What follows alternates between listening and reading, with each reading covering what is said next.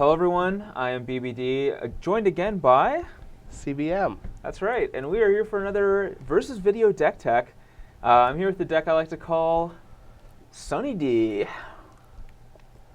That's copyrighted. That's why it's not actual. This Sunny isn't D. actual Sunny D.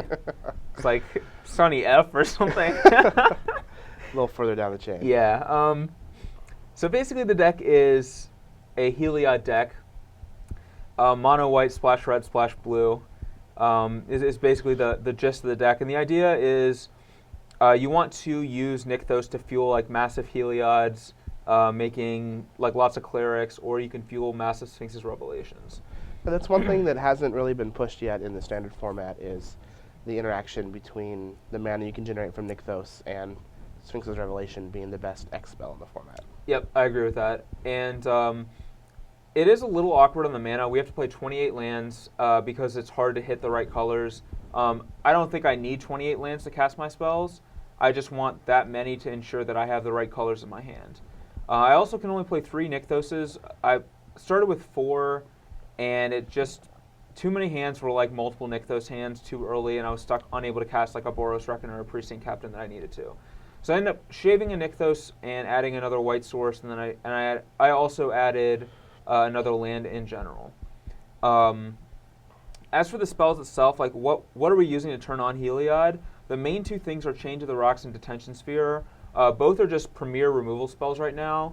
I actually just think that these are probably just the 2 best removal spells in the format, and they both happen to turn on Heliod. What are your thoughts on that? I think they're both very good. The only downside to them is they don't hit Stormbreath Dragon, which is a fairly popular card right now in the red devotion decks, but we have other answers for that. Correct, yes. Stormbreath Dragon is definitely a problem for this deck, as is Blood Baron of Vizkopa. Thankfully, Mizium Orders kindly answers both of those questions for us in a neat little package. Correct, and I mean, seldom used -3 on Elspeth also kills both of those creatures too. Correct. Elspeth can also handle them as well. One nice thing about Mizium Orders is it's kind of hard to overload in a deck that only has 12 red sources. However, if we have a Boros Reckoner in play, we can use Nykthos for red, and that generates the triple red for Mizium Orders. We don't actually gain any mana out of the exchange, but we do get the right colors to overload it. Yeah. So that does actually come up fairly frequently. Beyond that, to turn on Heliod's Devotion, we have Precinct Captain and Boros Reckoner are probably the 2 best things at doing this. Both are just very efficient creatures and powerful, and they also provide a lot of devotion. They definitely do, and I think that a big strength between those 2 cards is their threats on their own. So when you're playing against, like the other Supreme Verdict decks or a Sphinx Revelation deck, those are cards that they're going to have to answer. Otherwise, they're going to be able to do enough damage quick enough to end the game. Yeah, that's very true. One thing I want to point out, and one of the reasons why I feel like Heliod hasn't gotten a lot of play yet, is because, unfortunately, creatures are really the only way to power them up. We don't have like the Underworld connections or the cards like a Camera of Perforos or stuff that other decks have. Like we do have Spear of Heliod, but Spear's not quite on the same level. And Spear requires creatures to make good. So I think part of the reason Heliod hasn't seen that much play yet is because of that. Like these are very vulnerable to Doomblade or Hero's Downfall, of course. But I'm hoping in the next set we see like some sort of white-based enchantments or artifacts that are cheap, and really start turning Heliod on. Because I think Heliod is... I still stand by the fact that I think he's one of the best gods, and I think the only reason he hasn't seen a lot of play yet is the support isn't there, not that he himself isn't powerful enough. For sure. Beyond that, we do have Spear of Heliod. Only thing I want to mention about Spear is that it's very good at handling Nightveil Spectre. They can hit you with the Spectre. The trigger goes on the stack to exile a card with Nightveil Spectre. You can kill it in response to that trigger.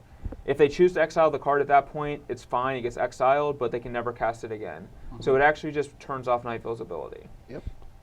And then we have 2 Assembled Legions. This is mostly for the control decks in the mono black deck. But it's also very good with Spear of Heliod, and sometimes the creatures having Vigilance is pretty sweet too. Yep.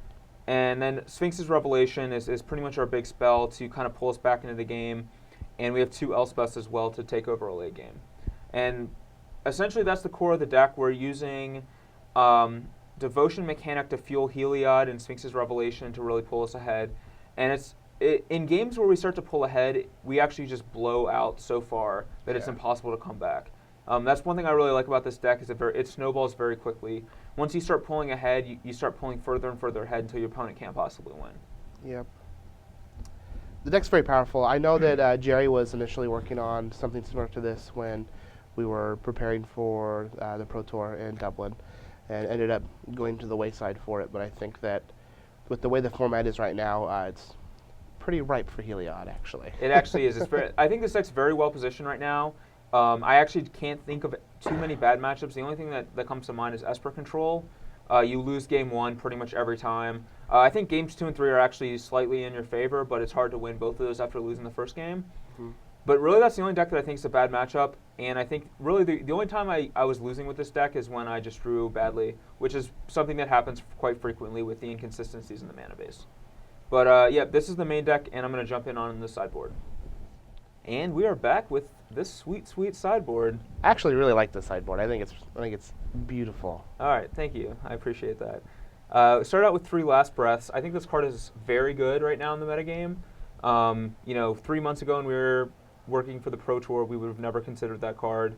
But we didn't expect like Night Veil Spectre, Pack Rat, like all the Master of Waves. yeah, there's Master of Waves. There's all the devotion enablers like the Burning Trees and like Frostburn Weirds and stuff. So Last Breath actually hits a lot, and it's very good at that. It also exiles too, which is occasionally important against cards like Zathrid Necromancer, or Voice of Resurgence. So I mean, it's even relevant against like Pack Rat, so that they can't whip it back late game and get the chain going again. Yep, same thing with Night Veil Spectre too. Yeah. So yeah, Last Breath is very good right now. I really like this card a lot. We have a single needle, basically for Jace decks for the most part, is where we want the needle. We have a Glare of Heresy.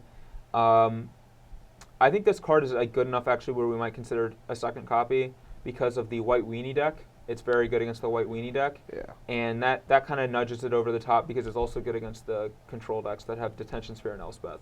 So having 2 matchups where it's good might nudge us up to wanting a second one. 2 more Assembles, just straight going up to 4 Assembles against Mono Black and Esper. We just want as many threats as we can possibly have. And while they have Jace to shut down Assemble the Legion out of Esper, we have Pithing Needle for it. We have Detention Sphere for it, and we also have Spear of Heliod, which can pump the tokens out of range. So there's a number of ways to get past a Jace. Elspeth Ultimate too, but we're probably winning at that point anyway. Yeah. Yeah. We have a Wear Tear. Just kind of tear up some Detention Spheres, maybe wear down some hammers. Basically the purpose of that card. Sometimes both at the same time. Yeah, sometimes you get both at the same time. Getting a Whip of Erebos and Underworld Connection is just, whew. That's a pretty good feeling. That's the old spicy number right there. Negate is 100% for Esper Control. I don't think I would side this in any other matchup. Just pretty much that's where I want it. I want to counter mostly Revelations, but occasionally Planeswalkers. We have Archangel of Thune. I think this card is probably the best performing card in the sideboard. Comes in for every single aggressive matchup, and because of our devotion, we can often cast it on turn 4, and it's absurdly powerful with all the token generation from Heliod and Assemble, Assemble usually goes out, but we have like Precinct Captain and Heliod and things like that, Elspeth at that point. So Archangel's really awesome. I also like the fact that we can Revelation and pump our team if we have an Archangel in play. And then 2 Banisher Priest. Banisher Priest is essentially 100% for the Devotion decks that don't have a lot of removal. Predominantly that is mono blue, but also sometimes I like it against the white-red Devotion deck as well.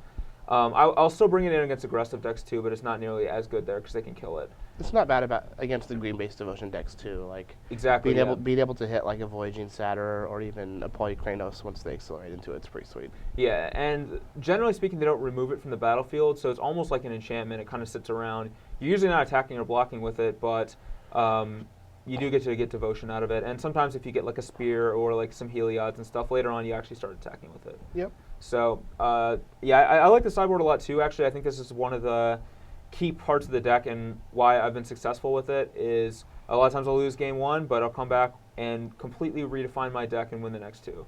So, I'm excited to play this deck out. I think it's pretty awesome, and I'm hoping I can get some massive Nykthoses and, maybe Revelate for 14 in response to a lethal Lightning Strike.